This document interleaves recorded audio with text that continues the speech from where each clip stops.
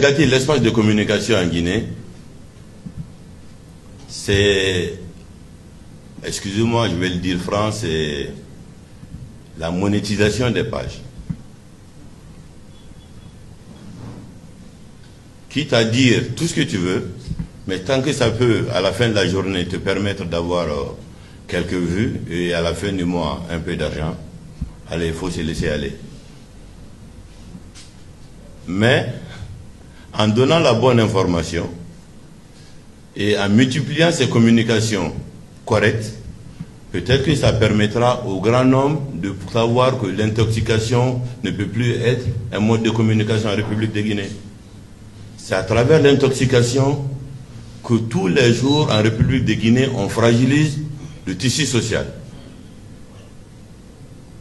On veut tous les jours qu'on se regarde en adversaire. On veut tous les jours dire non, voilà.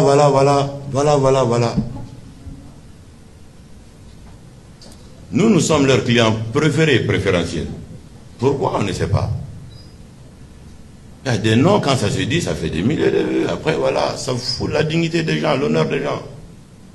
Mais donnez la bonne information aux gens. Pardon. Ça va tuer l'ethnie ici. Ça va tuer la région ici. Parce qu'il y en a qui ont bu l'ethnie quand même. Même quand tu les rends Dieu, ils vont se ramener à l'échelle de l'ethnie. Et ce sont les faux communicants qui le font. Ce sont les faux communicants qui continuent à nous entraîner encore sur le champ politique. Vous savez tous qu'il y a une constitution qui a été votée en Guinée, qui a permis d'élire un président. Dans cette constitution-là, on est en train de terminer avec les élections.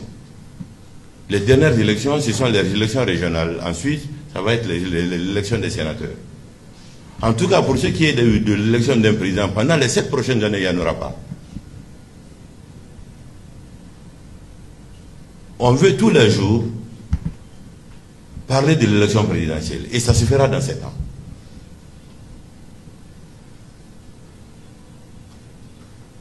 Qu'est-ce qu'on veut finalement?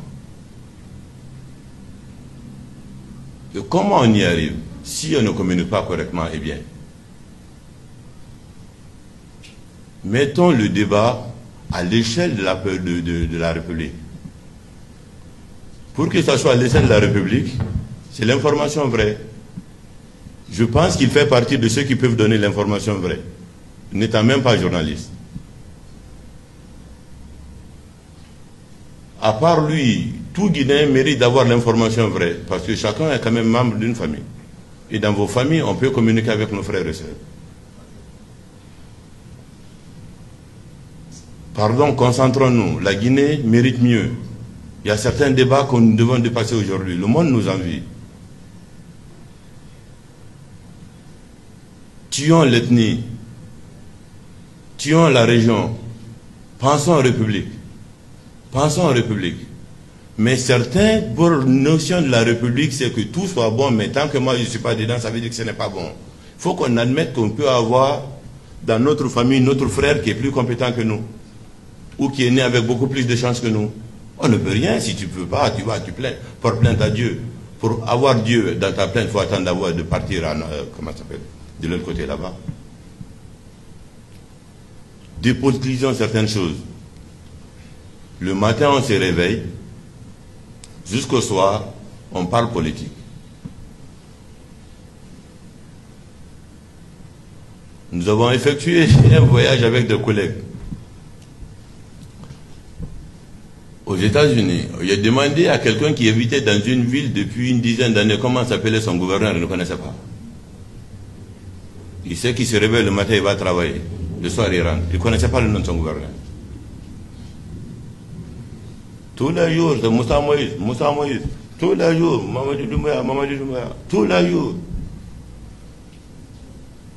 Oui, c'est votre employé. Le premier employé que vous avez en République de Guinée, c'est le président Mamadou Doumbouya. Oui, c'est vous qui l'avez donné votre voix pour qu'il exerce la fonction suprême. Il l'exerce à votre nom, oui.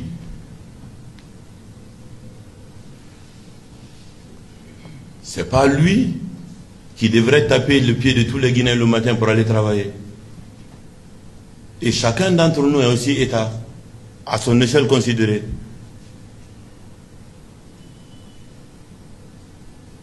Ce n'est pas l'objet de notre conférence de presse aujourd'hui. On aurait pu parler de beaucoup d'autres sujets, mais quand on a l'occasion d'échanger fraternellement, on passe des messages fraternels pour repenser encore la Guinée. Mais la Guinée qui vit en communion, en harmonie avec ses filles et ses fils. C'est de cette Guinée dont on a besoin. Aujourd'hui, tout est créé et on a un président qui n'a que ça comme combat au quotidien. Aidons-le, avançons, s'il vous plaît.